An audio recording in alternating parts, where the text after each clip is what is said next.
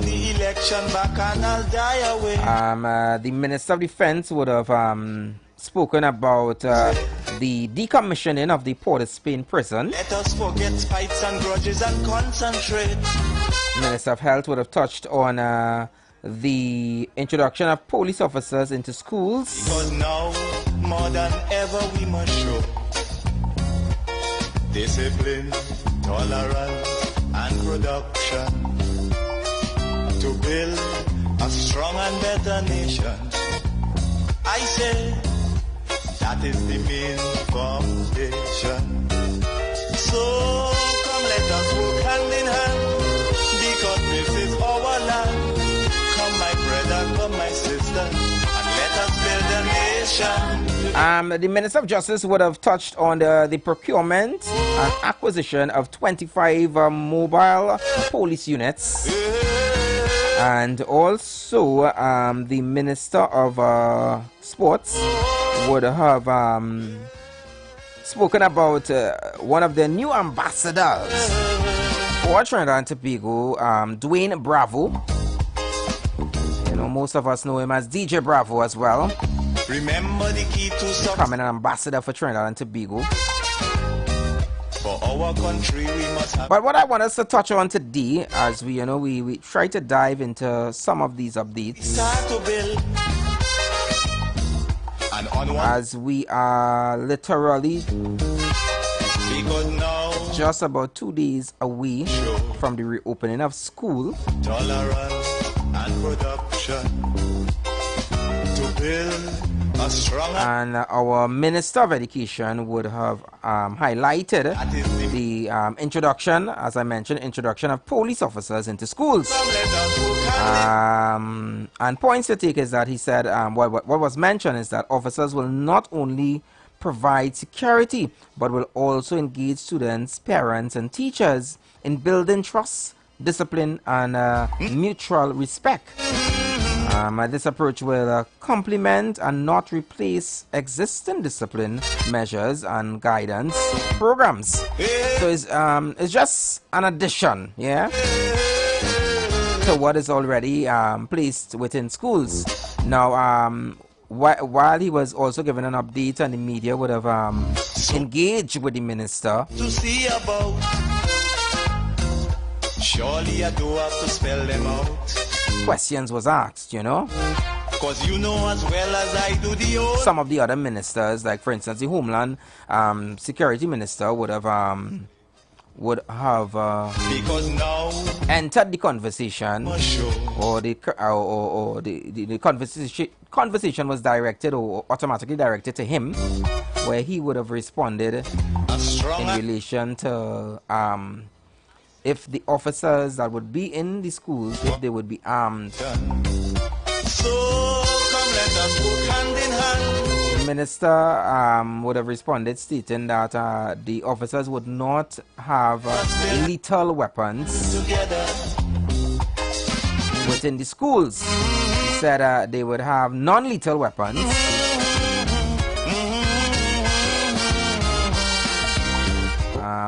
One of the questions that was literally posted directly to the Minister of Education was that if the officers would have a gun or guns, and that was obviously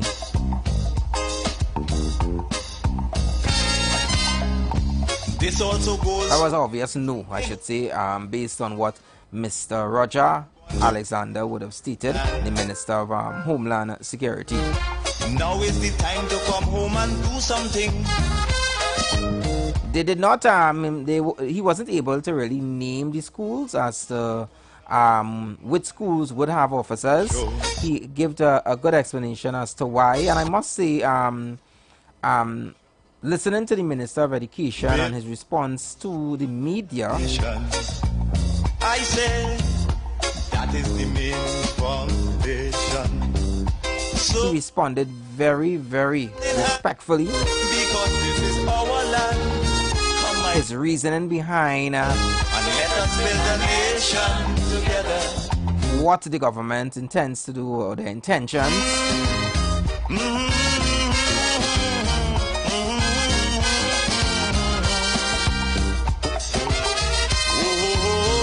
also to the minister, Mr. Dolwat.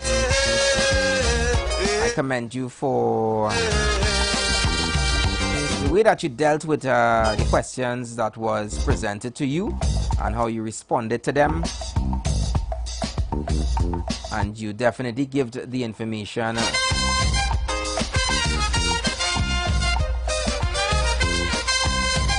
that was asked, yeah? But there seemed to be some conflict with this entire thing of officers being within the schools with guns. There's also seems to be, you know, concerns as to if it is that they are pick and choose in schools, because I believe it's approximately about 50 to 60 schools would have officers. Not all. Some concerns that was coming is that, you know, if you do that, you know, you're going to probably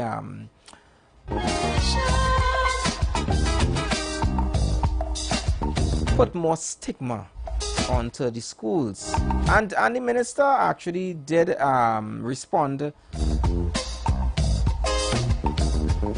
within those lines about, you know, stigma, making schools or continuing to have that stigma among schools, certain schools and so forth. That's why he didn't want to more or less divulge certain information which was presented to him.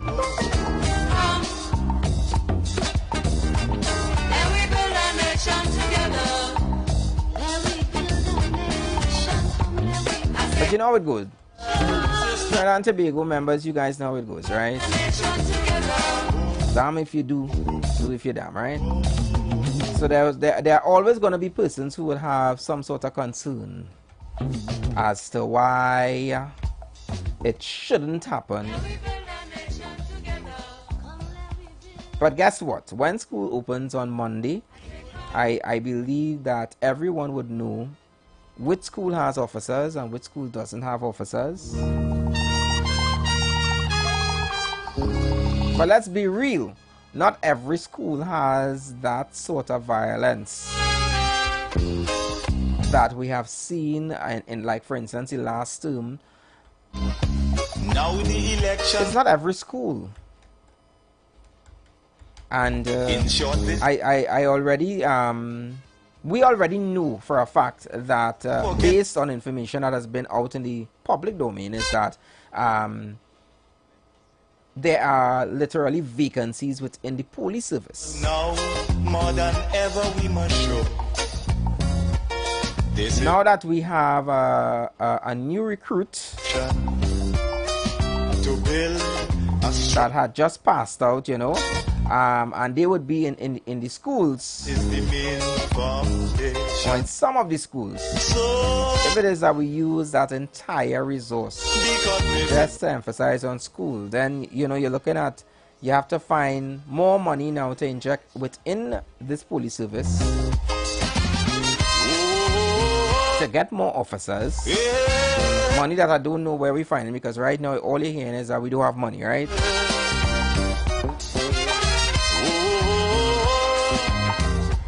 Plus, I believe once it is that you're going to be putting police officers within schools, or putting police officers anyway, it must be warranted. It must be something that is definitely needed. remember the key. I'm not going to send officers within, well, I mean, if that decision was up to me, I wouldn't send officers in a school that is well disciplined, that has students who are there for the right reasons. Want to progress, we surely will. They're not getting themselves involved in you know, More than ever, violent, discipline, no kind of violence. tolerance, and production.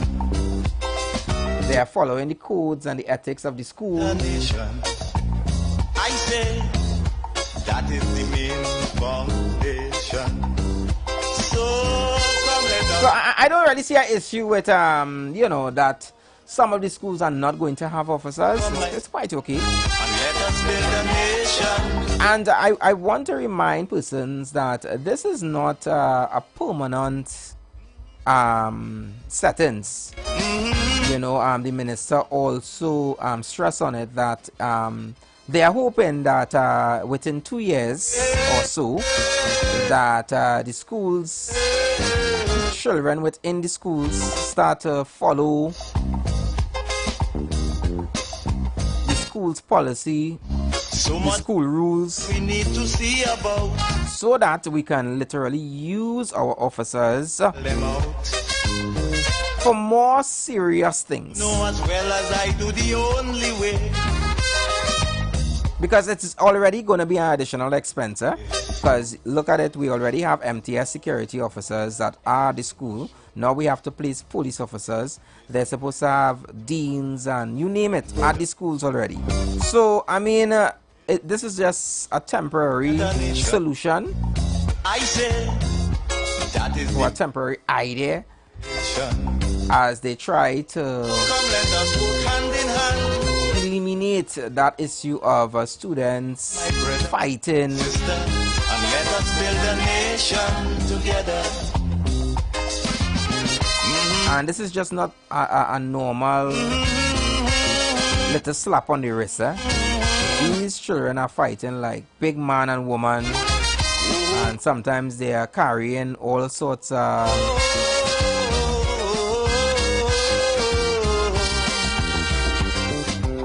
knives and you name it, all sorts of pointy objects. This also goes for every Trinbagonian who going to live in a foreign land. Carrying all sorts of weapons within their school bags. Instead of staying out there and freezing.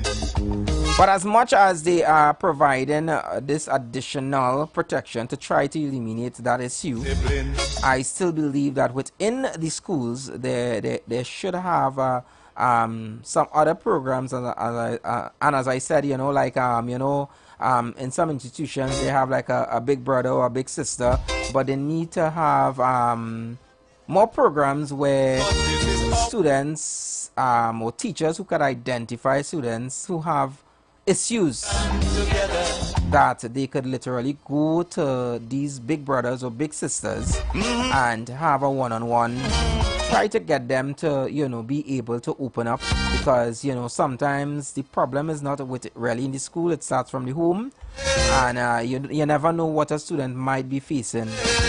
Peer pressure, they and their parents may not be agreeing. The parents may have domestic issues happening. Children take it on. So there's a lot of different things to factor in. So it's not only about just creating an atmosphere where children feel like they're in a jail.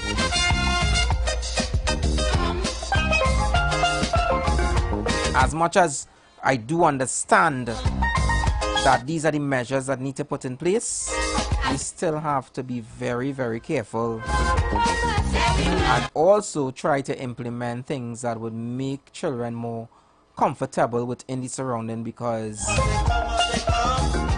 within that 24 hours in a day, they spend most of their times within that space, which is the schools. So you want them to be able to express themselves. You want them to, if they have an issue, that they could speak to somebody there and not be judged.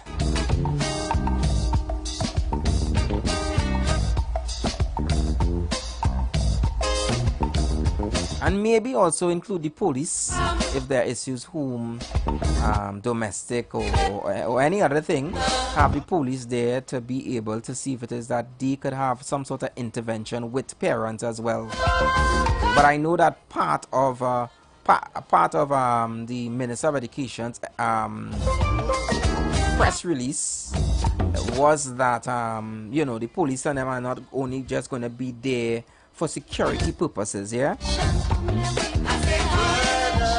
As mentioned, they said that the approach will complement and not replace existing discipline measures. He also said that it will provide security, but they are there to provide security, but will also engage students, parents, and teachers in building trust, discipline, and mutual respect.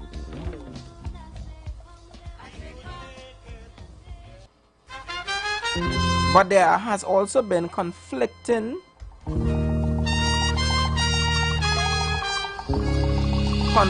messages that is actually out in the public domain, again with the aspect of whether or not these officers should be armed, should have a licensed firearm while on the compound. You know, some are saying that, you know, it may just make some children uncomfortable. Come, let us sit and try to relate. It may also restrict them from, you know, there's so many different reviews, so many different comments as to the reasoning behind why it is that the officers shouldn't have a gun. But I think that in the coming days, obviously, the government would have to clear that up, because we don't want persons, you know, be confused as to what is the plan moving forward. And I guess they should clear it up within today, at least before school opens, yeah?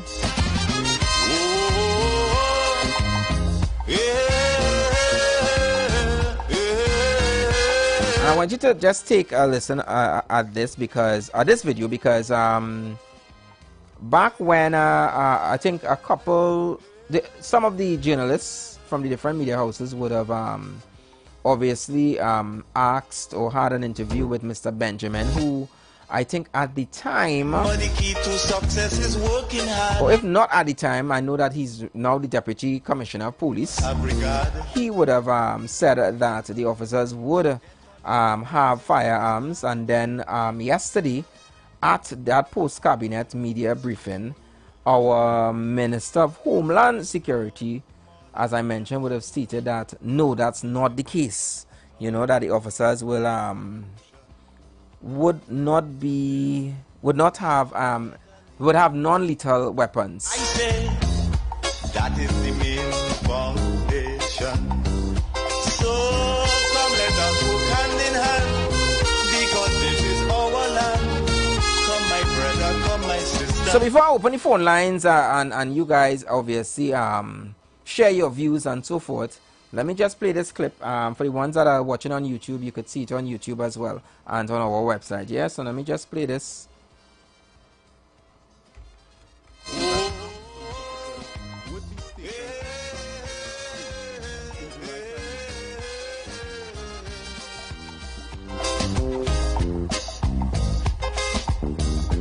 All rise. All rise. The Street Council is in session on the Street 919 FM. Senior police officers confirmed that armed police officers would be stationed at some high-risk schools. In July, Prime Minister Kamala Persad-Bissessar announced that police officers would be deployed at high-risk schools for the new school term. The question since then has been, will those officers be armed? According to Deputy Police Commissioner Junior Benjamin, the answer is yes. But when asked at Thursday's post-cabinet media briefing, Homeland Security Minister Roger Alexander had a different answer. What I can tell you is this for sure, that those officers will be given non-lethal equipment that they can respond with in an effective manner. Okay. So when asked directly, will they have guns or they won't have guns? Well, again, non-lethal weapon that they can be able to carry out their duties effectively. Earlier, Benjamin explained the rationale behind armed officers in schools. But when contacted after Alexander's comment, he indicated that as far as he knows, guns are allowed, but will await feedback from Police Commissioner Alistair Gavaro.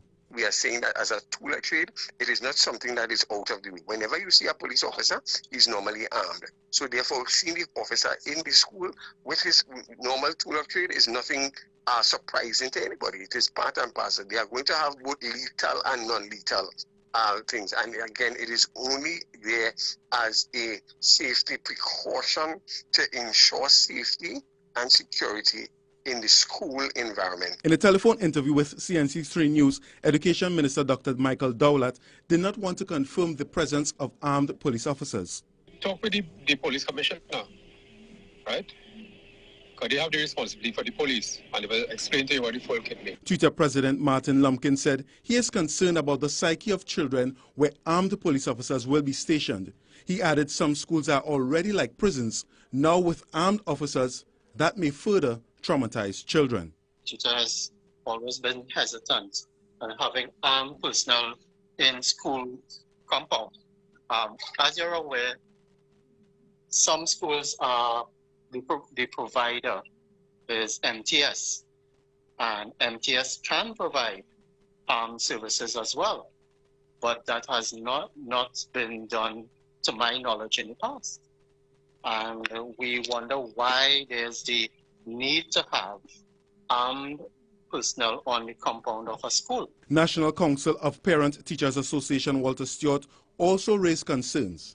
But the DCP did indicate to us as a proactive mechanism, there's going to be one officer of two that would be lethal, would be armed.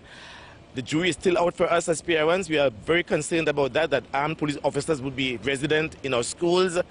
But we wait and see what happens with regards to any negotiations where that is concerned, with regards to the Ministry of Education, the TTPS, and of course the interaction with the National Council of Parent Teacher Association. Dr. Dowlett confirmed that police officers will be stationed at 50 high-risk secondary schools, with some routinely patrolling 10 primary and 10 secondary schools. Jensen Lavend, CNC3 News. All rise. All rise. The Street Council is in session on the Street 919 FM.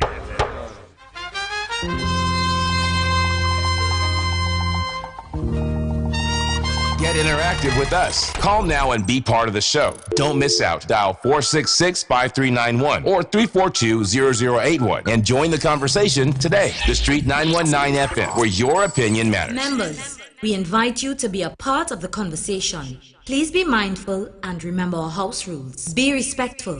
Keep your contribution under 3 minutes. This house is open to everyone. So I invite you guys to call in, be a part of the conversation. Let me know what are your thoughts.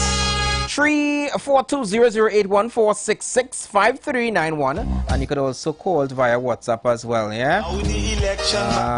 Let me take this one. Hi, good afternoon, member. Welcome. Yeah, good afternoon. Good afternoon. Right. Let me tell you something. Yeah. If you have a store and you don't take care of it, and it will get worse. If you don't have a, say that again. If you have a store, right, and you don't take care of it, and it will get worse. So we've had many stores in this country we did not deal with. Right. And now it calls for drastic measures. And that is where the problem is in part. So, when we hear of PTA existing, but what percentage of these parents really attend the PTA meeting? You have a national PTA, all kind of things. But what percentage of the parents really take cognizance of these meetings and how they could help to improve the school, the students, the children, whatever you have? You understand? Right. 3, like as indicated, it's a temporary measure, so you have to see how it's going down. Correct. Lastly, Correct. I want parents this weekend to forget the extra alcohol, to forget the extra line, to forget the extra this and that, and spend the weekend with your children. Read the Riot Act to them. And when I say the Riot Act, I mean tell them, well, look, Monday you're going into school, your behavior is expected to be A, B, and C. If it becomes D, E, and F, then we have to find other methods of dealing with you. You understand? And don't tell children, boy, don't let nobody beat you up and they go call you have to see. You understand? So parents have to not get away from the responsibilities. They too have a part to play. And if any child is found lawless, then the parent must also pay a price for it. We don't know if it's a fine or what, but because if you're not training your child at home, The child only spend 8 hours in school technically, 6 hours in the classroom, and let me say 2 hours to go and come, or a little more. You understand? So it's not to say it's 12 hours shift, unless you're coming from Rio Claro and a child going to school in Port of Spain, which is utterly ridiculous. You understand? So I want the NPTA to get serious and buck up at parents to attend, because some parents believe, oh God, all they call them at school for is they want money to buy this and they want money to buy that, but they want you to look at your child's own performance and see how you could help to remedy it. If the child is non-performing, when they send the child to do homework and the child go on playing on the iPad or whatever device, and you think the child will know, okay? So parents must be more supervisors. We no longer have grandparents. We no longer have extended families. It's I for myself and you for yourself. And we don't longer have neighborhood families, because if you beat my child, I will come with a four. I want to beat you. You understand? Thank you. All of these things, if we change all of these things little by little, we will have a serious shift in the dynamics of school as they now stand. I will tell you, as a blind person, I was a chairman of a school board at one time, the School for Blind Children. And I told those students then, and I will maintain that, you are here to learn. You are not here to fight, you are not here to create bacchanal or mischief. If you don't like it, because it's a residential school, all you could go and pack all your grip and let us know that you're no longer interested in school. And when you go home, talk to your parents, and they don't deal with you. You understand? Or I will help you pack your grip too. You have to talk tough. And you have to maintain that toughness, because we fail to implement and monitor a lot of things in this country. And let we start with school, let we start to make a shift and a change henceforth. Thank you. Thank you so much for your contribution, member.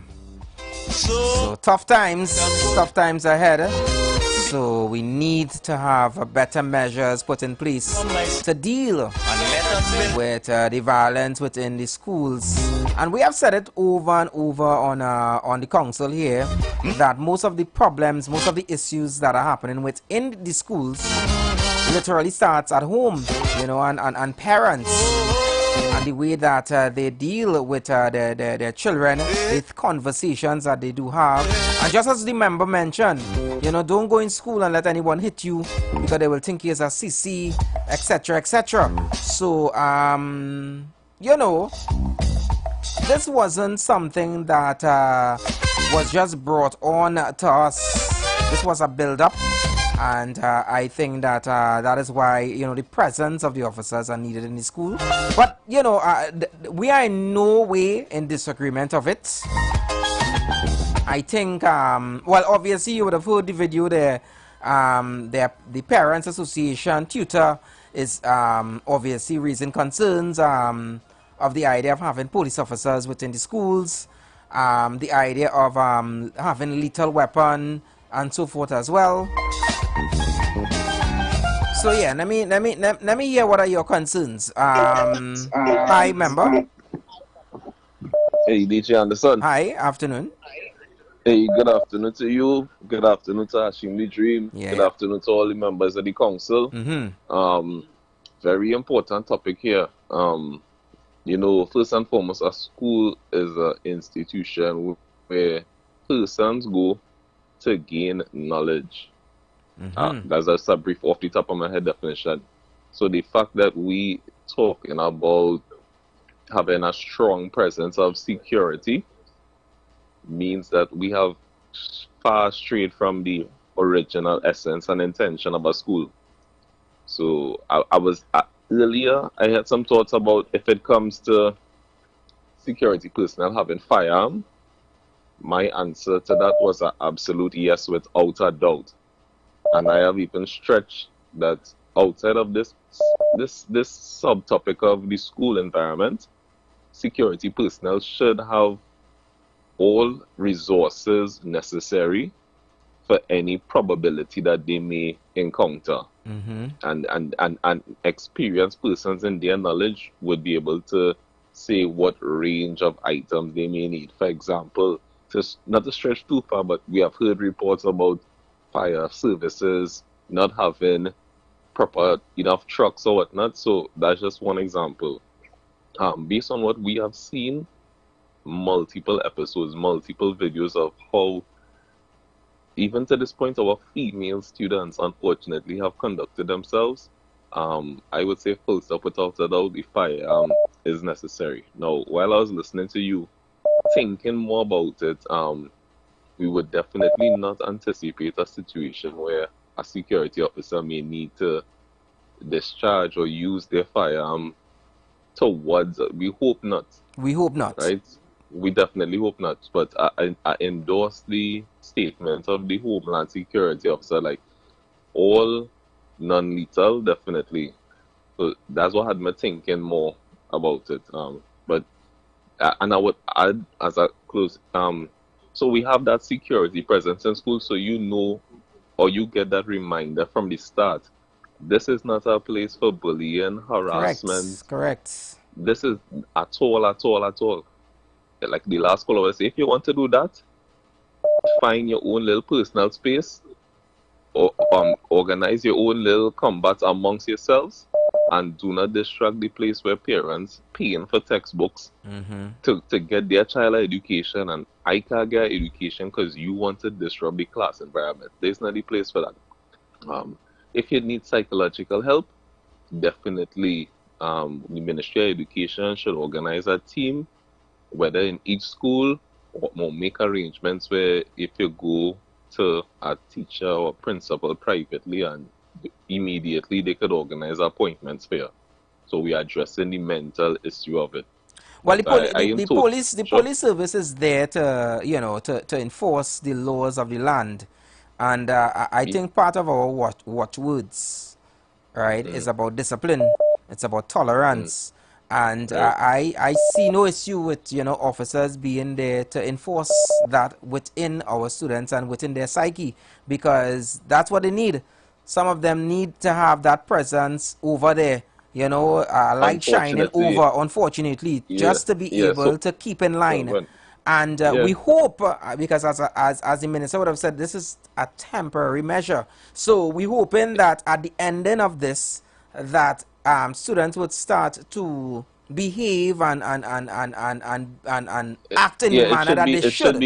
It should be a rehabilitation measure, temporary.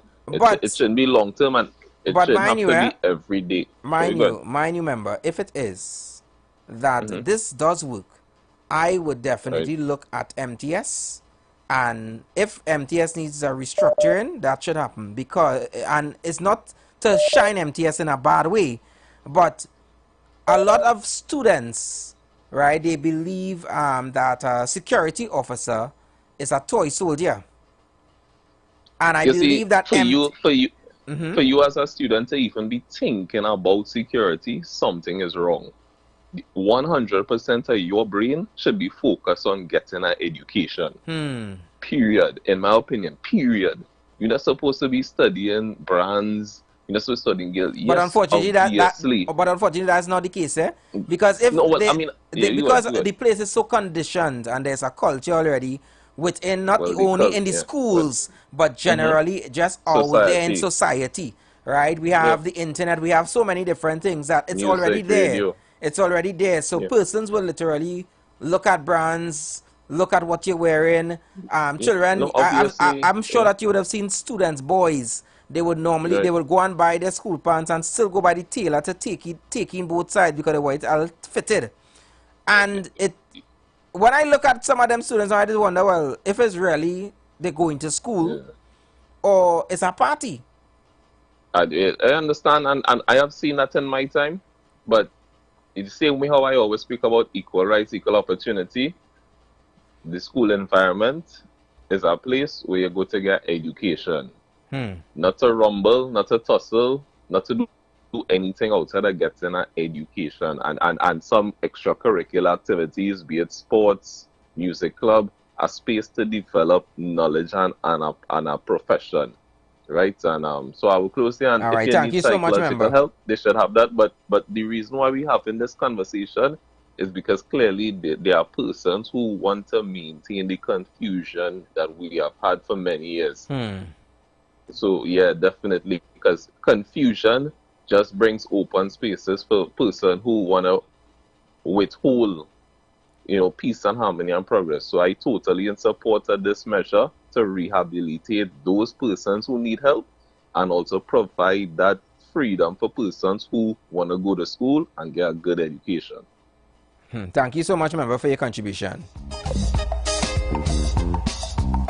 So I'm going to actually hold up on the phone calls as I have some bills to pay.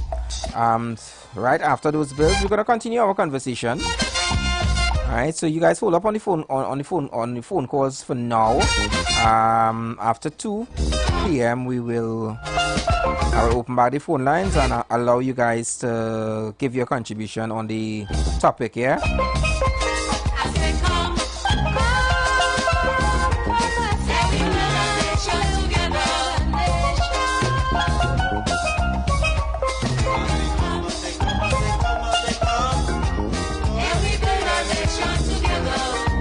Change is something that a lot of persons cannot accept, and that has been a huge issue.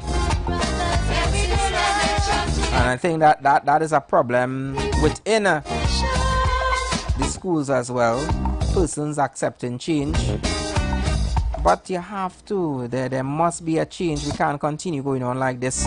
Seeing our young, precious minds within the school environment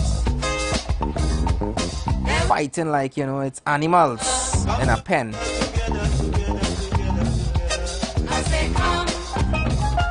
And we must teach the younger generation that there are other ways to be able to reason.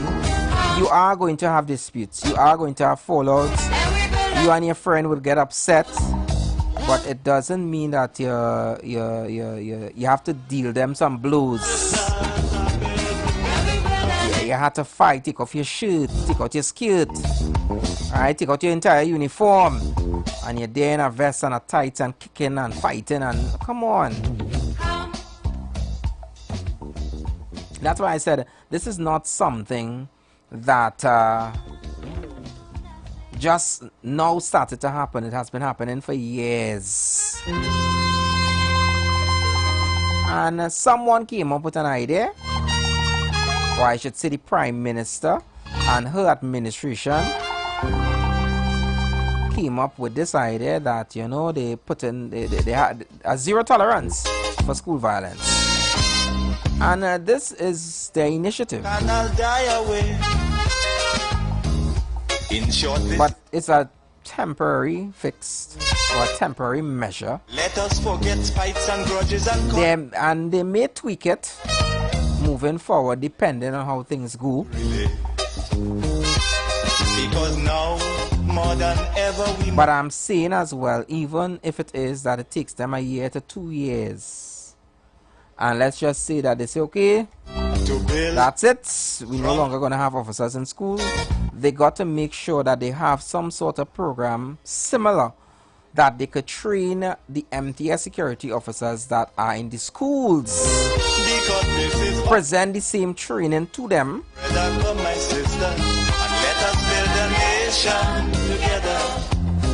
Give them a closer response with officers, or still assign at least one officer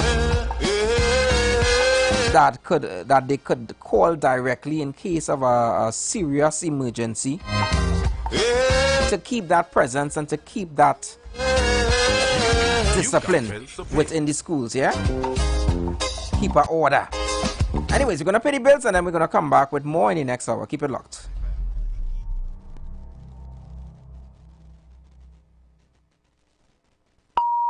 The views expressed are not necessarily the views of the management of The Street 919 FM.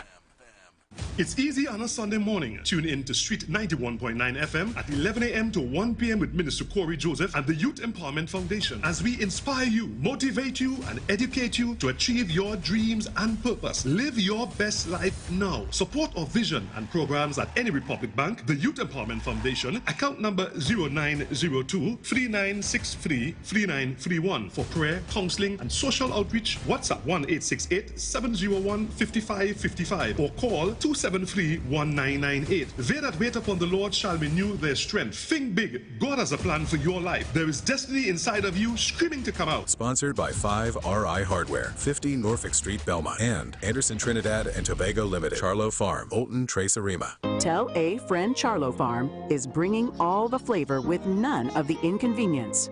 We offer dehydrated pimento flakes, shadow benny and signature seasoning, blend with garlic, ginger, thyme, pimento, shadow benny. All ingredients are locally green and feature additives, preservatives or added sodium, and with a shelf life of 2 years once stored properly. You cannot go wrong.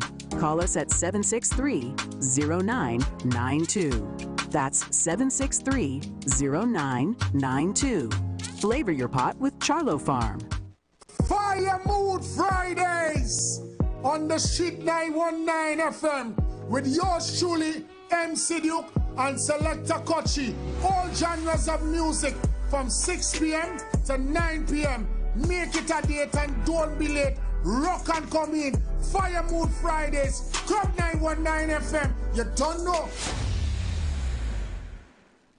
Don't miss Furniture Plus Inventory Blowout Sale. Get up to 65% off in-store and online. Enjoy massive savings on furniture, appliances, and more. Hurry, this deal won't last. Shop now and save big at Furniture Plus. ISUPK, Trinidad and Tobago, under Commanding General Yohana. We will be live on the streets, 91.9 FM. Beginning September 4th, every Thursday from 7 p.m. Hosted by Officer Sawapya Allah and Officer Makoyak. West to the death till they bury me. I'm one west till they bury me. ISUPK, under Commanding General Yohana, live every Thursday night from 7 p.m. on the streets, 91.9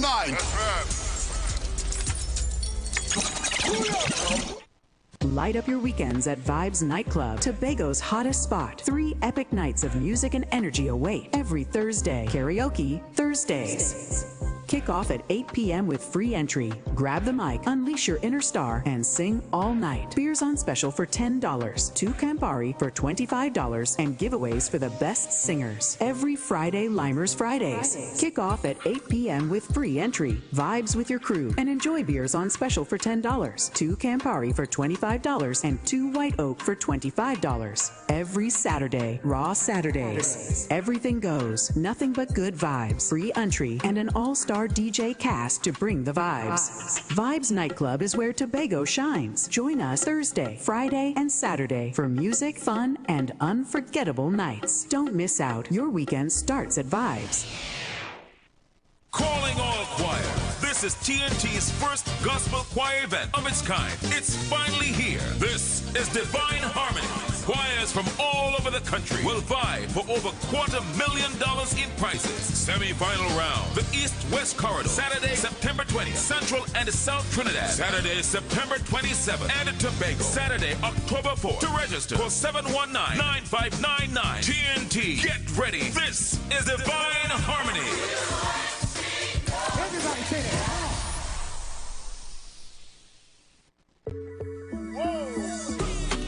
It's in the feeling in our weak side. It's in the meaning in our spot. It is the thing that sets us apart. Who we are. Cause the rhythm of life keeps pumping.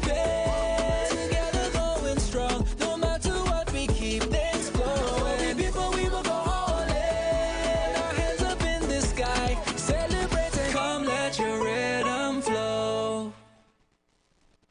Hi, I'm Valentine Garcia. And I'm Nikki Garcia.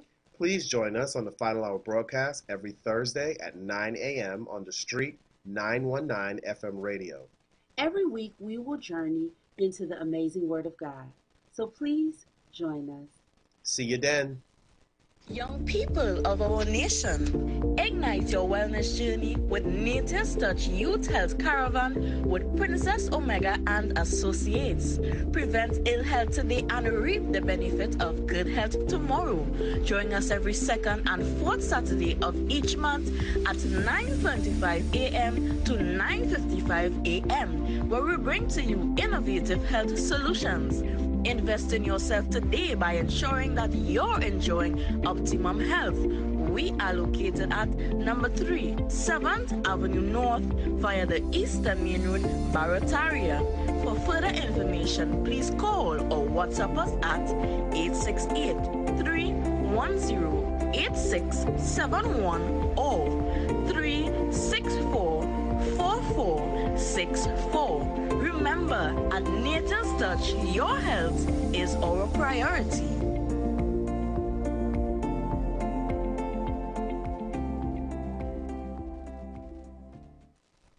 Looking for a safe and relaxed professional massage therapist and nutritionist? Look no further. Nature's Touch with Empress Judy and Associates offers a natural approach to better health. Treat yourself to a professional massage therapy and nutrition advice in a safe and relaxed atmosphere. Rejuvenate your body, mind, and soul at Nature's Touch Therapy. For an appointment, please call or WhatsApp 1-868-398-8282 or visit our Facebook page. Remember, your health is our responsibility at Nature's Touch. Hi there, I'm Lester Sublal, inviting you to join me on the first, second, and third Saturday, 8:30 p.m. to 11 p.m. for the program Slow Gospel Music, and on the fourth and fifth Saturday from 8:30 p.m. for an extended version of Slow Gospel Music on Street 91.9 FM. Join the winning team with Pastor Alkaline John every Wednesday from 1 p.m. to 2 p.m. and every Thursday night from 8 p.m. to 9 p.m. live on the Street 919 FM as he talks about Lviv, the power of 5 fruits, one of the most powerful antioxidant supplements on the market today. The 5 superfruits in Lviv are mangosteen, acai, pomegranate, goji, and nuni. These fruits have a positive and profound impact on human health performance and disease. Join him as he gives live testimonials of the Lviv healing powers. To get more information, you can contact Pastor Alkaline John at 516-286-7079, or you can visit his webpage at www.alkalinejohn.com. Remember, every Wednesday from 1 p.m. to 2 p.m. and every Thursday night from 8 p.m. to 9 p.m. live on the Street 919 FM. Tune in to the Street 919 FM every Friday from 9:15 a.m. to 9:45 a.m. with Kingdom Health Services, situated at number 125 to 186 Eastern Main Road in Tunapuna. For the program Health and Healing, merging the old with the new, with Mr. Brent Diet. For more information, call 318-7471 or 484-0141 or 360-4100. It's all about Kingdom Health Services on the Street 919 FM. The Embassy Yacht is back and ready to transform your events into unforgettable experiences. Launched from Kings Wharf, San Fernando, the perfect starting point for an epic experience of luxury, music, and celebration on the open water. By booking our vessel, your event will include a house DJ, state-of-the-art sound system, fully stocked bar, dedicated cleaning crew, top-notch security. This isn't just a venue, it's a floating masterpiece designed to make your event the talk of the town. Imagine your guests dancing under the stars, drinks in hand, with breathtaking views of the coastline as your backdrop. From birthdays to corporate events to exclusive parties, the Embassy Yacht offers promoters a unique platform to create unforgettable memories and boost your brand's reputation. Call or WhatsApp 399-5959 or email embassycruises@gmail.com. Share the live. Share the live. The Street 919 FM on Facebook and Instagram. Share the live. Iowa George on Instagram. Share the live. Iowa TV and Street TV on YouTube. Share the live. The Street 919 FM. The views expressed are not necessarily the views of the management of the Street 919 FM. Get interactive with us. Call now and be part of the show. Don't miss out. Dial 466-5391 or 342-0081 and join the conversation today. The Street 919 FM, where your opinion matters. Members, we invite you to be a part of the conversation. Please be mindful and remember our house rules. Be respectful. Keep your contribution under 3 minutes. This house is open to everyone. All rise. All rise. The Street Council is in session on the Street 919 FM.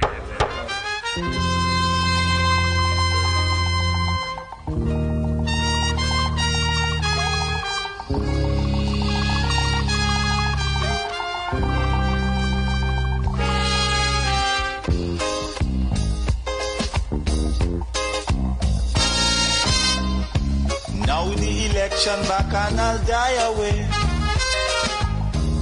In short, this is what I have to say. Let us. So welcome back to the Street Council right here on the Street 919 FM. Good afternoon going out to each and every one of you that are locked on. Don't forget, you guys could be a part of the conversation as well. You could call via WhatsApp. Call our phone lines as well, and you could leave your comments for the ones that are, streaming us via YouTube. Trinidad and Tobago, don't forget that the Big Deal Nation is calling you for just $38.95 a KFC Big Deal. Packs in 2 pieces of hot crispy original chicken, your favorite regular side, and a large drink. Now, that's a real big deal happening at KFC. And don't forget, with every big deal you buy, you'll also score an exclusive sign poster from the King of Steam himself, young brother. So rep your nation, rep your vibes, and lock in your big deal today. Big alive, big vibes, big flavor, only at KFC. Finger licking good, yeah? Let me take this one. Hi, good afternoon, member. Hey, my fellow brothers, how are you going, boy? Good afternoon, one time. Well, I'm here alone today. All right, okay. Let me compliment you first for having a nice program. You always do. Thank you so much. And let me go with this. You see, when I went to school, my friend, I went to school from the age of 5. That's what we had. That's how I grew up. Because remember, I out here since 1958. Yeah? Right. So it's at the age of 5 I know about starting to go to school. The rest of the earlier childhood, that comes from parenting. Yeah. And I am saying that to say that I see now they want to bring police to take care of we children or do we parents work. Well, let it go ahead. I hope we don't have to bring some parents for the police. But I know that this government is showing a willingness to make sure that the situation calm down and simmer down and get in line and in order, so to speak. I want to recommend, and I know that they will, Mr. Alexander and whom it may concern, will put level-head officers at those locations. Common sense and level-head. Exercise human relation, public relation. I would like a child, a student, to watch this officer and say, oh, his uniform is nice, his shoes is clean, he's being courteous, he's respectful, he's disciplined. I want to be a police officer, mommy. In other words, we officers must be role models. We must be role models. But most important, I heard a caller earlier on say he wants parents this weekend to take time off and talk to the children about the good, the bad, and the ugly, so to speak. I use in my words. Educate them on the things that is wrong and right and all the rest of it. And we're supposed to be doing that all the time. Isn't that our responsibility all the time? You see, Rashoti, I say, and I said it on this program and a number of programs, we pushed the creator out. We didn't want to name him remote, and worse, we take him out of the school curriculum. So instead of looking at the power of love, we're looking at the love of power. But let me say this. I wear guns for quite a number of years. And I only hope that they put people there that will understand that the power of love is stronger than the love of power. Holding a gun, some people say power comes from the barrel of a gun. But that is only but so long. When it is instilled in you to be disciplined, be a role model from your retirement, from the time somebody look at you and ask you any question, from the way you speak, they would know that that is a no-nonsense officer. And this is where we would probably get somewhere. That the officer encourage, liaise with the parents, if any problem be, and try to make it better. Otherwise, that 6 could turn into a 9. We got to be careful. We got to measure twice at once. We as parents, I continue to say, our responsibility is vast. Parents, let us be good role models. Just talking to our children is not to be done only as they put in police in the school. We ought to be that example. I'm not saying that someone fall by the wayside. I heard things yesterday say you wouldn't blame parents. I am not saying that someone fall by the wayside, but half of what we see is just illusion. Most of what we hear is not the truth. And we got to stick with the God if we want the true answer. My friend, now turn and listen a little bit. Thank you so much, member, for your contribution. You be safe on the road. So you guys, I invite you to be a part of the program, be a part of the show. The Street Council, 342-0081, 466-5391. Call us and share your views on our topic. And if you just turned on your radio and wondering what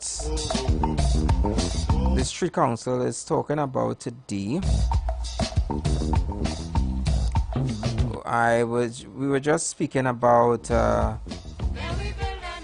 the intentions of the Ministry of Education and the government as to the implementation of officers, police officers within our schools to help alleviate this issue of school violence. And you know, the Prime Minister would have stated in her early days that she's taking a zero tolerance to school violence. Now the election bacchanal, and there have been a lot of concerns as to the issue of officers going into the schools with firearms. The Minister of Homeland Security would have said that the officers are not going to have any firearm, but they're going to have non-lethal weapons. Discipline, tolerance. But yet the Deputy Police Commissioner, based on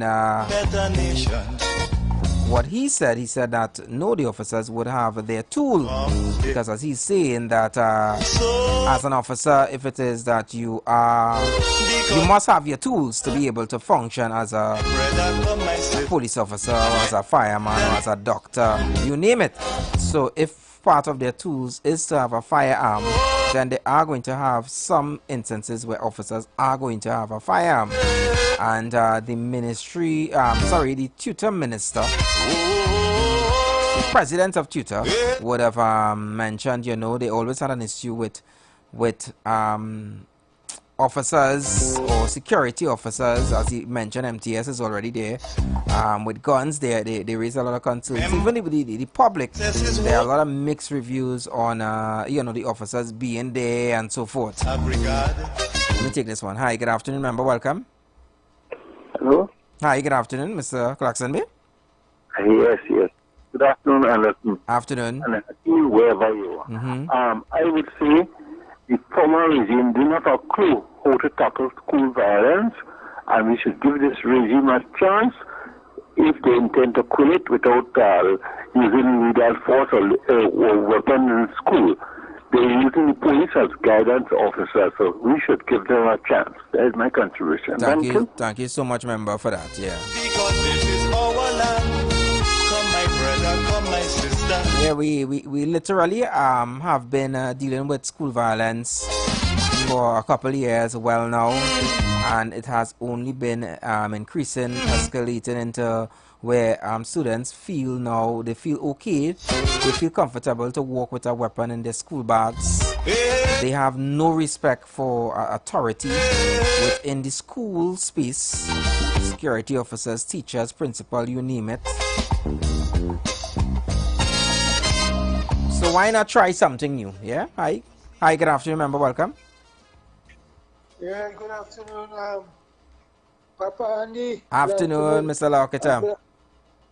Yeah, and good afternoon to our boy there, Hashim the Belonger. I hope he's packing his school bag and putting it in order because I think that's what he's doing. I think because he's getting ready to for school on Monday.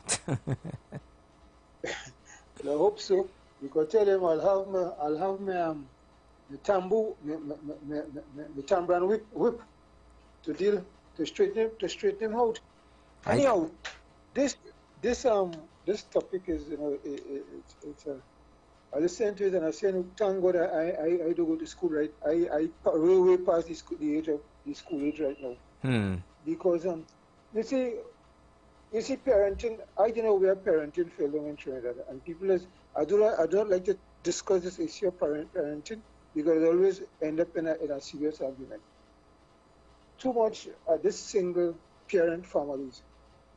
I don't know where this thing came from, but that is a contributor to all the almost all the social issues we have in Trinidad today. Right? I must congratulate the current minister for at least trying something, and I hope it works, right, for the betterment of the society. Because there's a thing they call negative entropy, that anytime you try to go against a group, they'll turn around and fight you. Meaning in this case, that who knows if the school children who are violently inclined, if they will turn out their action to in the streets from the schoolyard, I do not know. So we have to be monitoring this thing closely. And these studies have been done scientifically, not Mr. Alaketa or somebody is saying that these things have proven itself. So we have to look at this issue. Now, I hear you mention the term plantation. Now, I do not know if you're describing your workplace as a plantation, but I'll advise you to refrain using that word plantation in the context, because a plantation is a place of sufferance and pain and agony, and with things with bad characteristics like cycle of poverty, culture of poverty, and persistent poverty. So we have to look at that, because the plantation is of the slavery and an indentured system to a little bit, but mostly from slavery, and it is watched as a negative kind of, in a negative context. So I'm just telling you, try to use a better word than plantation. Yeah. So right. that is it for now. And as I say, I hope my boy Hashim the Belonger, he has his wachikong in order, right? All right. And his shirt and pants, prim and proper. Okay, so thanks. All right, no problem. Thanks for your contribution, member.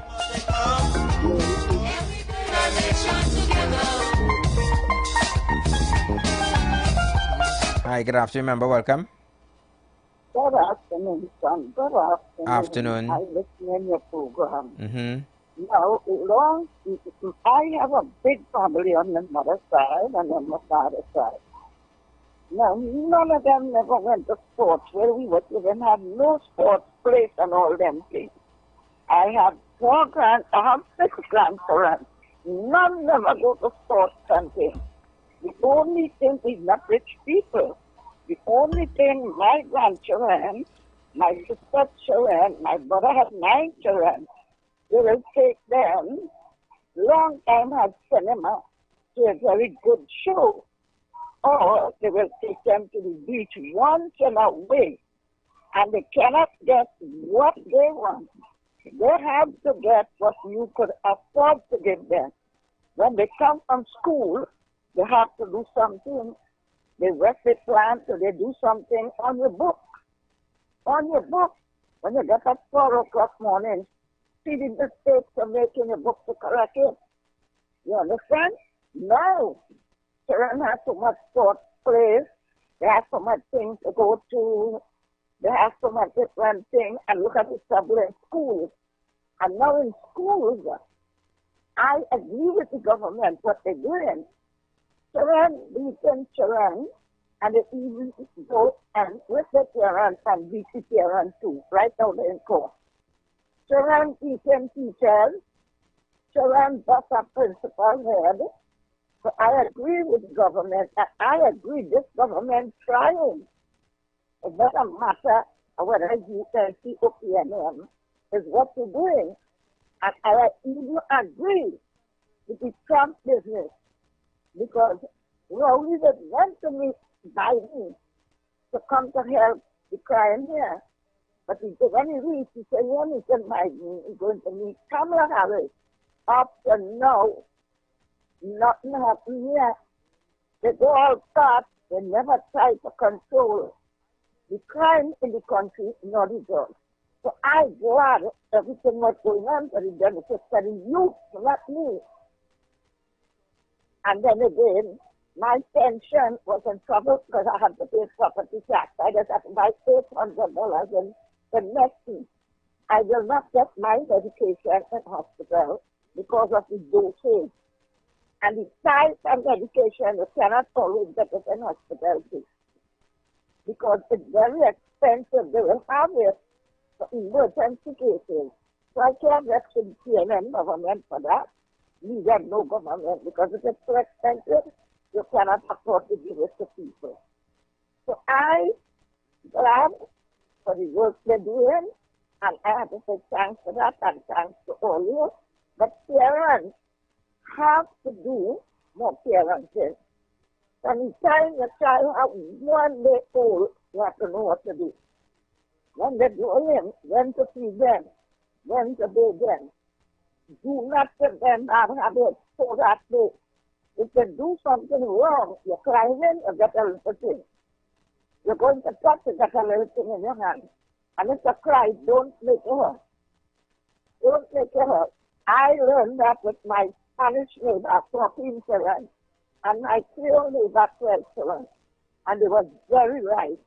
And none of my family never break a day and night in jail. And none of them end drugs because we use a little with them. No police can come and tell you if you use a little with them for your children. Because I said that I drive two of them from my house. My little jail friend, father was a superintendent, and he share a little thing for education. And they come by me, I drive them. You are bringing them up to go to my house. And right.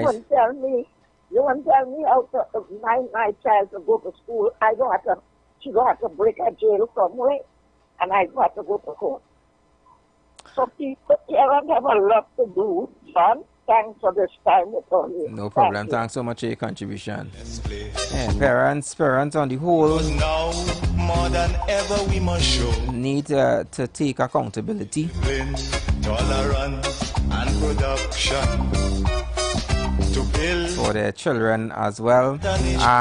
Even if you want to look at it this way, right? Just as our honorable Prime Minister would have based on her response with what is happening with Venezuela and the US, and she said that, you know, she's in full agreement with the US being there to, you know,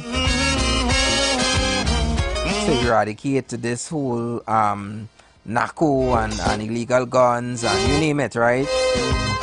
And she said that, you know, the only persons who would be worried or concerned are persons who are involved in that sort of activity.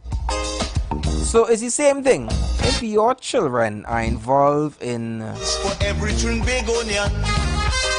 disobedience, who going to live in a foreign land? Now is the time. they are huge distractions within the classrooms, Instead of stay fighting, and you are aware of it, then you are the ones that should be very much concerned. Because come Monday morning, police officers are going to be within some of our schools that have had reports of an increase in school violence. And what we have seen over the years as well is that parents, sometimes they also join their children to fight students, to fight other parents. So I think that at least for the officers being at the schools, you see, when you come with all that drama, lock you up one time. Lock you up one time and take you to the station and let you go through the system. Because it needs to stop. But as I mentioned, as much as I agree with the presence of police officers within the schools, there must be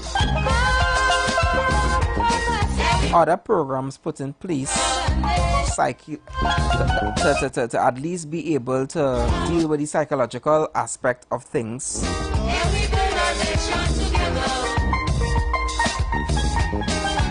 Where our children are concerned, because as I said, some of the issues that these children are displaying are not just something that happened within schools. Sometimes it's happening within the homes. Their parents having domestic disagreements and so forth at home. Sometimes it's peer pressure. Sometimes children on the whole, they just don't know how to deal with certain things, and this is their way of dealing with it. This is their way of lashing out. So as much as we may have that big stick waiting for them, we should open those channels where we have that conversation. Show them a way that, you know, that there is a space within the schools that they could go and have a conversation.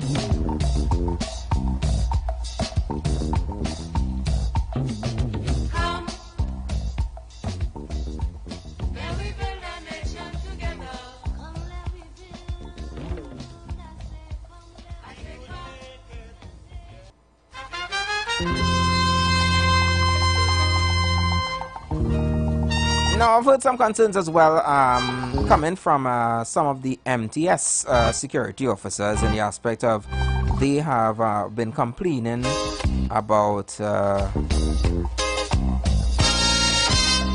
their workspace within schools, the conditions of some of it, sometimes how many officers are housed within the small booths. Now these additional police officers, where are they going to be housed? Come, let us sit and kind of interesting, because, you know, yes, we want the officers there, we must show. but we don't want to open another can of worms in the aspect of officers saying that they cannot work because of the working condition, their workspace. Just like, you know, part of their tools to work, to be able to perform. I mean, I honestly don't expect the officers to be standing by the gate from morning straight to evening. You know, they will want to have lunch, somewhere to sit down. I mean, once school is going on, there's more or less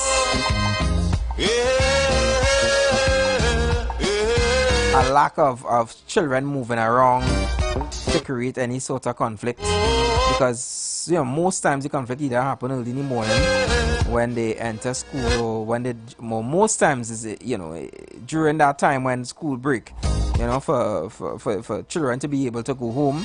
That's when these incidents tend to happen. The key to success is working hard. But I'm sure that the ministry would work out those logistics. I am not sure where they are going to be housed, if it's in the same booth with the MTS security officers, because in some cases, some of the schools where MTS is concerned, they have a couple officers well.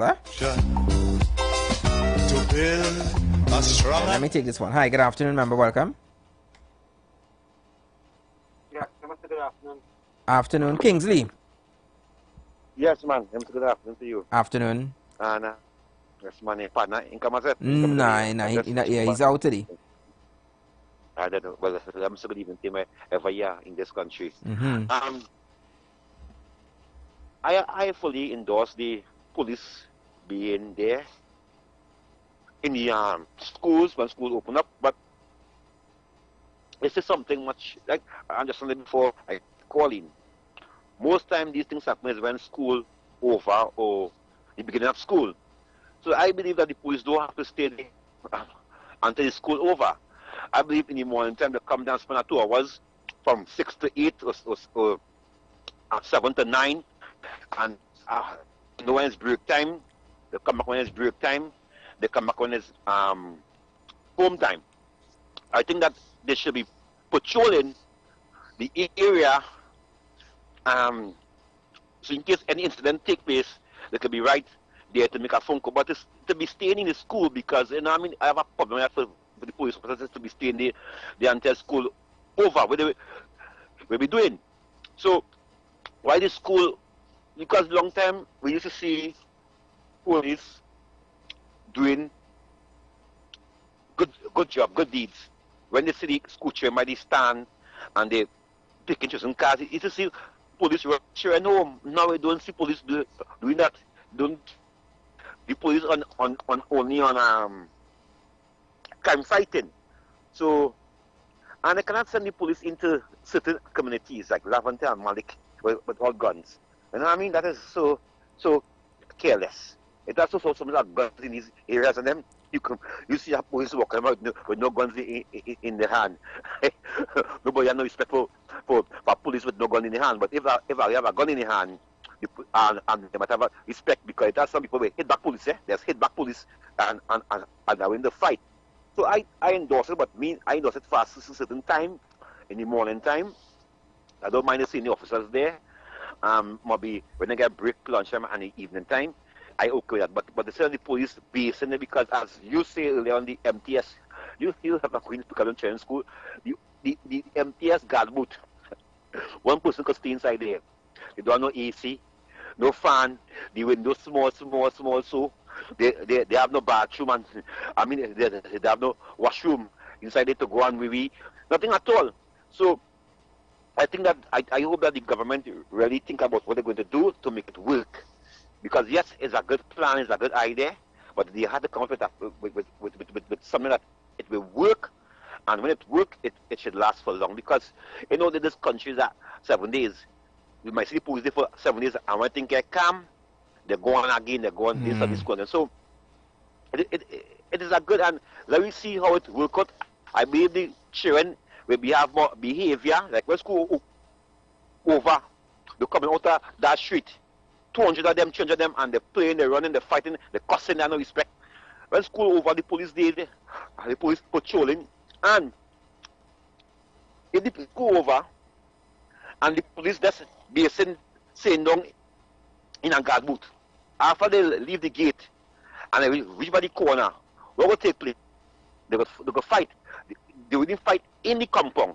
They go fight how the commander was said that the police should be patrolling when these school over, and when it's time for school to before school call, the police should be on the ground in the community, in the area where the school is, that the children could see them there while they walk to go in school. So don't be in the yard, in a guard booth. No, the fight do not take place. Most of the time the fight do not take place in school. It takes by the corner, by the park, by the stand. That way the fight take place. So this in the school is a good thing. But think the zone. I thank you very much, my brother. Thank you so much, member, for your contribution. Now, the member is some real good points there, but boy, I am seeing so much pushbacks with some of those points that you raised there. Like for instance, one, if it is that the officers were just going to be present at morning time or at break times and at the end of school, trust me, there are students and there are parents that would map it out as to watching the movements of the officers, and they will attack when the officers are not present. That's one, right? If it and that's just that side. What about the other side where officers would then use the excuse, I would call it an excuse, that they could not reach the school at the given time on whatever day because they don't have a vehicle. And it might sound funny, but it happens. Serious crime happens and police officers don't show up until sometimes an hour, 2 hours after the crime has occurred. So what's the possibility that that might just not be another excuse? And as I said, yes, the concern of housing the officers, in short, I already am seeing that they may just have to train another batch of officers to rotate officers within the schools, because it's 2 officers per school. But there will be the possibility that officers will get sick, would have an emergency, and then there might just be one. And there is the potential chance of both officers being sick on the same day. So then what is going to happen? On that day that there's no presence of officers, then I want you to tell me that any police station or police post that you have visited in the last couple of years, or let's say in the last couple of months, that doesn't have an AC unit. Tell me which one. Most police posts, most police stations right now, they have an air-conditioned space to work. These security booths in the school, as the member would have mentioned, is either I don't have no fan or the fan not working.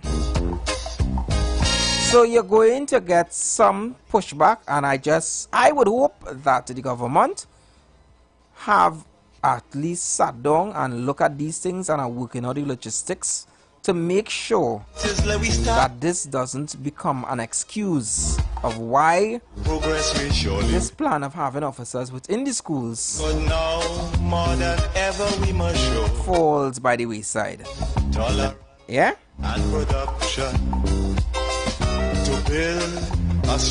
Hi, good afternoon, member. Welcome. Hey, good evening, DJ Anderson. Hey, Echoes and Horrors. How are you, sir? Good, man. I ain't get time to call you there, no, but I'm off today, so I get time to call you. Nice. So, yeah, there's a lot of mobile stations, easy to build. Easy to build. And let me tell you, you see, I listen to the Minister of Education, and everything that he follows, when he was speaking about policies there, is the same thing that we incorporated here in Florida. Right. So, everything that he talks about works across here. They have data on it over here that it works. So I believe more or less they're using that template and they're using it in Trinidad. So it will work. Because they have school security guards, they have safety school officers. They will be trained. They have to be trained because that is part of the law and OSHA. Right. They will not just place them there without training. But that will be against protocols. Yeah, I know that they have gone through training. These officers that would have passed out just recently, they would have gone through particular training to be able to deal with students and so forth. I think it's about 60 officers. And then the school too, the children will learn about what is like a panic situation, know how to assess a threat. They will teach children. It will be a teaching process. Will take some time, but we'll get there. But I like the conversation with the kids. You know, people say the parents. Yes, the parents have part to do with it. But let me be for real, Mr. Anderson. And the dreamer in a way there, I hope you say, brother. Yeah, he didn't. Yeah, he absent today. He packed any school bag and thing for Monday. Kids are not kids again. We give kids a lot of work to do at the home. These kids be home and we had to let them. They had to cook, they had to clean, they had to wash, they had to do chores like an adult. So they don't have no more childhood times again. They have a lot of responsibility, and then after they do all that, we send them to study. And let me analyze it. Let me put a regular person to a rich person. You think rich people, children, they just let them wash, cook, clean, and do this, do that? They let them be a child. They let them go to the mall. They let them study. We don't give them that burden. You see, we go to work because this economy, you know, right? You know, in America, people work 2 and 3 jobs. So it happens. And most of the time, the children have to cook. And the children manage ramen and junk and all that. That's what the children eat. And they develop an attitude of an adult because they are doing stuff like an adult. We taking their childhood days and making them do adult stuff. Let me ask you a question. When you were young, your father used to make you go and cut the whole lad and make you go and do this and make you go and do that? Or you used to let you go and play football with the boys, play cricket with the boys? Well, I grew up with an extended family. So my extended family was totally different. I mean, we all, I mean, my cousins and all of us, we would normally clean the yard together, you know. But we would normally go outside and play cricket and basketball and you name it. Because you have childhood experiences, and if you ask a lot of children in school, and this is where we had to have the psychiatric evaluation, and we had to have the guidance officer. If you ask half of them children, when them leave school and them go home, them have chores to do continuously till the night, you know. Because the parents working, most of them is single parents, and then they had to go and study. Where they get the energy from? Let me tell you something. A threshold of a child is different from an adult, you know. An adult could mix cement for 8 hours a day, but if you give a child who nobody not developed to make cement, they can't last an hour. And this is the thing, we have to let children start back to be children. Don't give them responsibility. And you see, when you give them that responsibility of being an adult, doing adult stuff, their mind developing a different way. They sit down and say to themselves, well, I had to cook, I had to clean, I had to do this, I had to do that. Like I see, why is an adult? And they start thinking different. They're not experiencing the pleasures of being a child. When they reach the age of 15 and things, yes, you could give them a lot of chores. Look my daughters and them is 8 and 9. They don't have to do nothing. I will do it for them. They enjoy their youthful days. But when they reach around 14 years, I will start to just set rules for them. But right now, let them enjoy themselves. All they have to do is come home, study, look at a little television. I'm not going to give them adult responsibility. That is my responsibility as an adult. So, that is my part there, Mr. All right, thank you so much for your contribution, and you have a good one. Yeah. And I get where Echoes and Horrors is coming from. You know, but some parents would disagree in the aspect of they may not be as fortunate as you may be to allow, you know, to be able to say, all right, you know, children, you know, you all just be kids, and you know, you don't have any responsibilities at all. No now the election, what's the word they're looking for, boy? In short, no chores. You know, I think all children, well, Let me don't say that. But I grew up having chores, you know. So yeah. Hi, good afternoon, member. Welcome. Hi, good afternoon. I understand what you have now saying. I am a mother and I am a grandmother. All my children. Right. I am a child age 60. And I look around at young people today. I just watch around. I just take time. Now my children, I take time to watch others who have children. People, these young people who make children nowadays, not taking time to let the children be children. They're busy body always on the go. They want to run here, they want to run there. They might have a 6-year-old, a 11-year-old, a 5-year-old. They're telling the one who is 15, she's really checking. Come and run and do this. Come, go and get it by the neighbor. Go. So these mothers these days making the children big before the time. I hear they talking about the school pants. They're living over the mother and father or the grandmother, and they have to give them the money to go to school. Even if you go and you buy a pants, I watching them now. I have 13 grandchildren and I watching them now. I don't play. You as the mother, the grandmother, father, auntie, cousin, whoever it may be, where they get any money to buy the things they're not looking, they're going to school, them as children. We as the grandparents, mother, auntie, mommy, daddy, have to buy it for them. Even though the pants are a little too big, we could take it in, yes.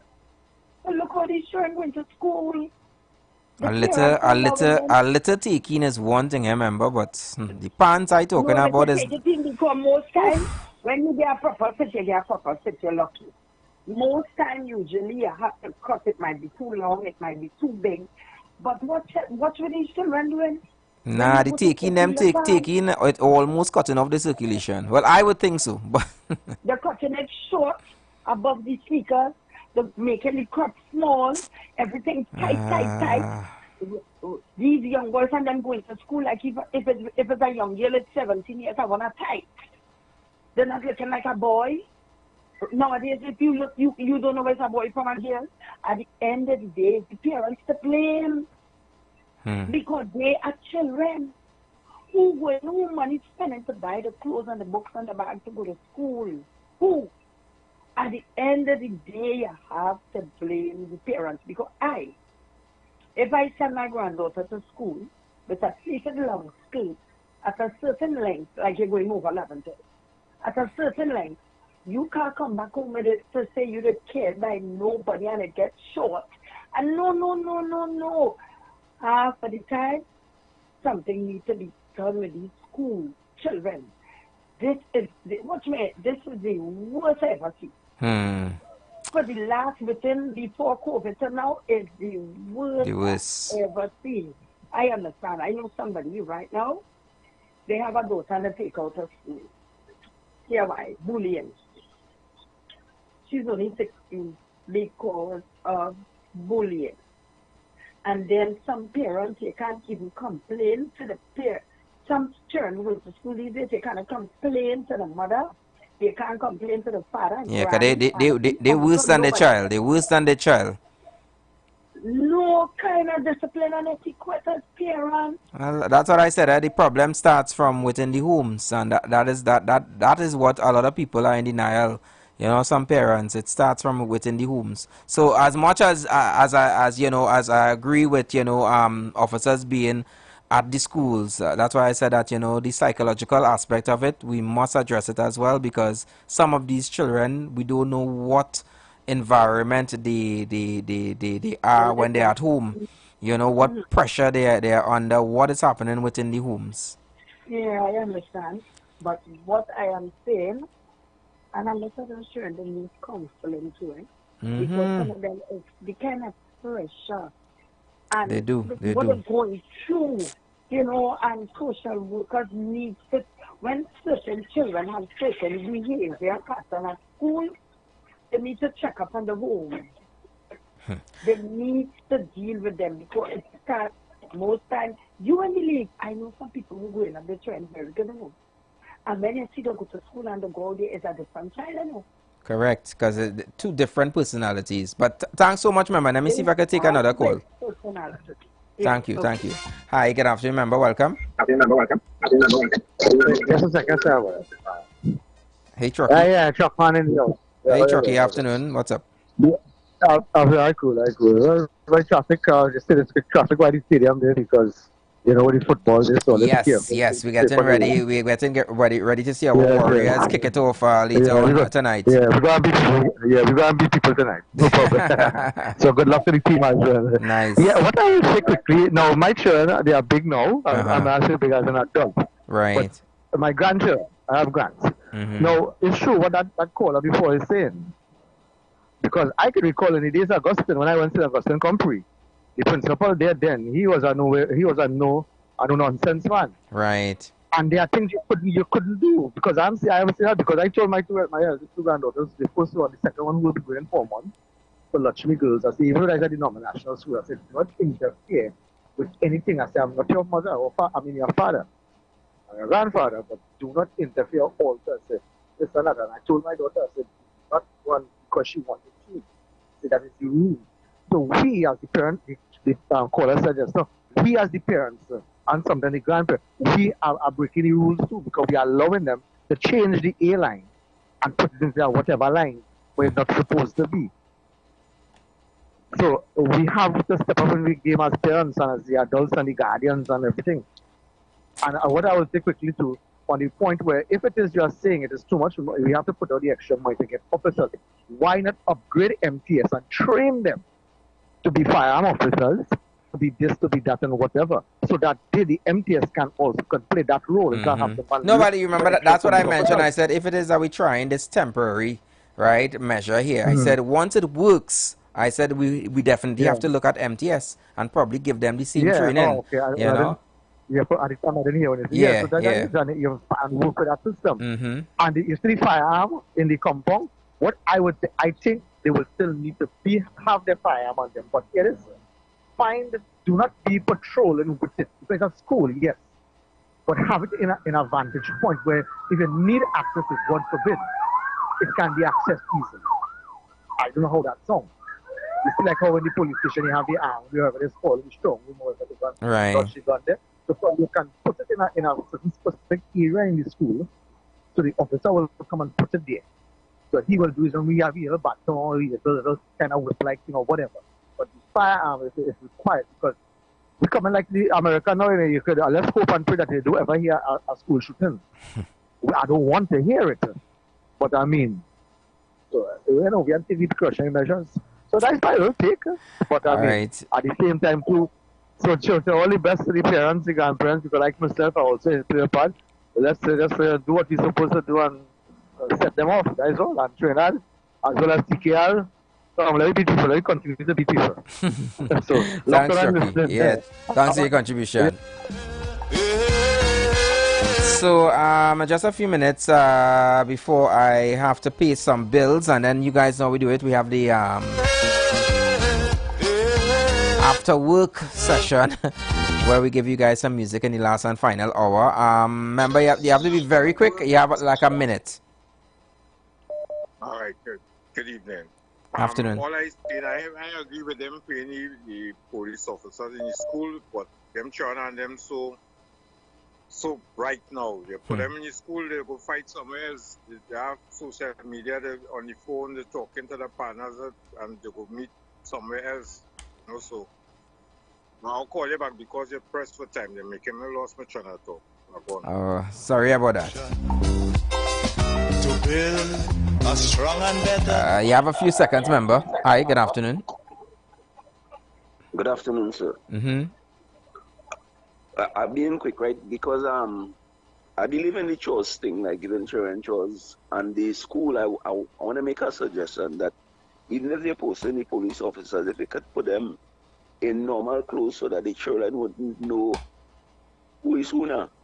So they will more be able to find out what's going on within the school environment now. Right. Because they go all aside from the officer when they see the uniform. That's an interesting thing, but I believe that I would say probably they should remain in uniform, because you know you want to be able to identify that those are officers that are there, and that should also bring a level of discipline. You know, where children have to understand that once they know the officers are there. Go ahead. I don't want to remove by fear, but by the president will be there. But we don't want to move by fear, because they go fear the officers in uniform. But if they don't know there's a teacher or officer, right, and they're misbehaving, they have the badge and they have the everything. So, all right, they have the authority. All right. Well, thanks so much for your contribution. I have some bills coming up here, but thanks a lot for your contribution. Okay. All right. So, members, that's it. I can't take any more phone calls. I have bills to pay. And in our last and final hour is the after work lime, right? So, you know, we give you guys 1 full hour of good vibes, yeah, to start your weekend off with some nice, relaxing, you know, good vibes, yeah? So keep it locked to the Street 919 FM. You've got bills to pay, and so do we. Let's go pay some bills on the Street 919 FM.